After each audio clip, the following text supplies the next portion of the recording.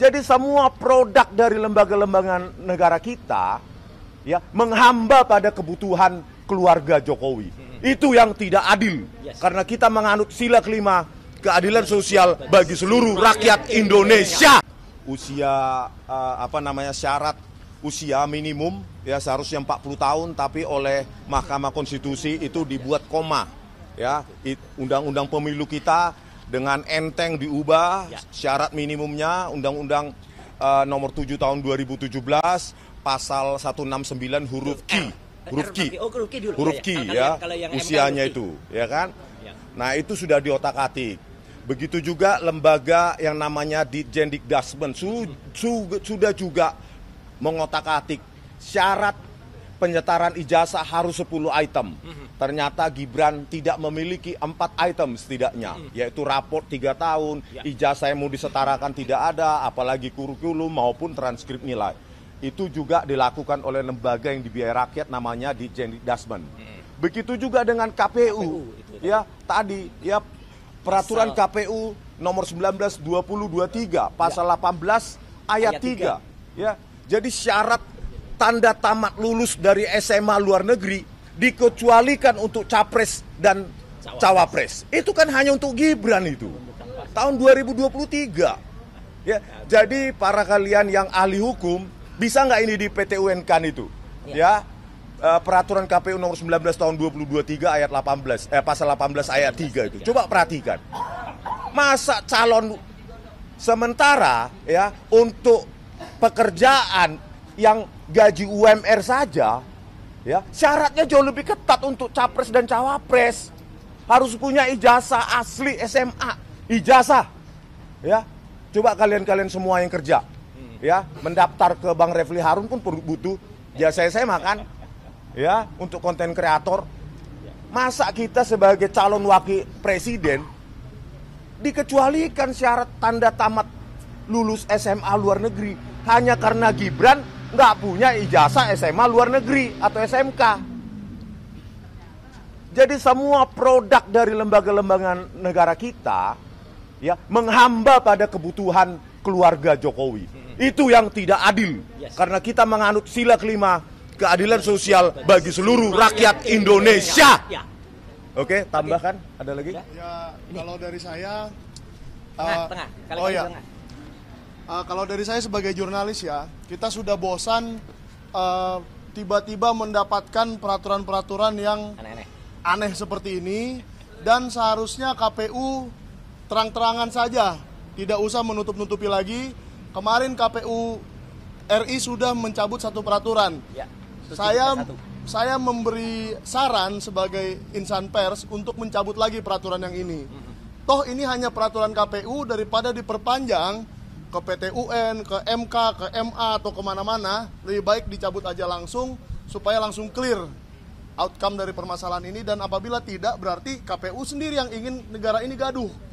Seperti Termul ingin negara ini gaduh, KPU juga ingin negara ini gaduh. Dan kita harap Bapak Wakil Menteri, yang saya tahu ini dia dapatkan dari jabatan politik bukan jabatan karir, semoga beliau bisa menjelaskan dan mengerti apa yang dia mau jelaskan. Dan apabila dia tidak bisa menjelaskan, semoga dia bisa memanggil Pak Sutanto. Pak Sutanto ini yang harusnya bertanggung jawab loh atas segala kericuhan ini. Jadi tolong Pak Sutanto yang sekarang masih menjabat di sini juga, tolong jantanlah dan muncullah di depan masyarakat dan jelaskan apa yang Anda lakukan di tahun berapa Pak? 2019. Segitu saja dari yang saya. terakhir ya, sebelum kita masuk ya, kita tidak mau diracuni. Ya, kita tidak mau diracuni dengan aturan-aturan semacam ini. Semacam kita tidak mau diracuni dengan larutan yang meracuni kita. Apa larutan meracuni kita? Asam sulfat. Asam sulfat singkatannya apa? Samsul. Nah, ini. Kita tidak mau diracuni oleh Samsul. Nah, Samsul adalah asam sulfat. Ya, oke, sekian, terima kasih. Agak elektronik ya. Ada elektronik ini. Agak elektronik ya bangunnya. Apa? Samsul. Suratnya silakan. Ya. Ini. Oke. Oh, surat kami ya ini. Ya ini. Sebelumnya. Ya. Ini surat kami 2 minggu yang lalu ya. Ini suratnya ya. Ini suratnya. Ini surat yang kita pertanyakan atau kita gugat ini. Ya. Apa? Waduh, udah buka Samsul, ya. Ya. Ini ada Ainus kan? Bu Kurnia. Ya mau ngasih pertanyaan ke Bang Roy. Silakan. Apa, Mbak? Ini yang mau ditanyakan ini kan surat Ya, keterangan. betul. Ini selain surat keterangan apa aja? Ya, kita yang jelas ini aja. Surat keterangan ini menurut banyak pakar hukum juga ini tidak sah. Satu, ini harusnya berwujud surat keputusan, menimbang dan seterusnya, ini hanya surat keterangan. Dan kita mau tanya dasarnya surat keterangan. Karena jelas banget dalam aturan yang masih terpampang juga sekarang di websitenya kementerian, ya, ada 10 syarat. Termasuk salah satunya adalah rapor, kemudian ada 3 kelas. Kami mendapatkan langsung dari 2 minggu yang lalu ketika ketemu Pak Eko Susanto, hanya 2 lembar rapor. Ya, 2 lembar rapor itu kelas 10 dan kelas 11. Kurang, harusnya ada kelas 12. Nah, kelas 12 itu mau dicari-cari, coba diakali dengan UTS. UTS tidak mungkin menerbitkan rapor kelas 12. Karena kelas 12 itu adalah kelas 3 SMA. Ini UTS Insert itu hanya pathway, hanya kursus. Jadi hanya matrikulasi. Ini panjangnya sebenarnya maksimal 12 bulan, minimal 9 bulan. Gibran itu hanya 6 bulan. Fakta itu sudah, Gibran itu hanya 6 bulan dan tidak lulus. Jadi makanya akan kami pertanyakan, kami mendesak surat ini dicabut. Kalau surat ini dicabut, berarti syarat Gibran untuk menduduki posisi selaku wakil presiden sekarang gugur. Berarti dia dimakzulkan, wajib dimakzulkan. Itu, Haris. Oke? Oke.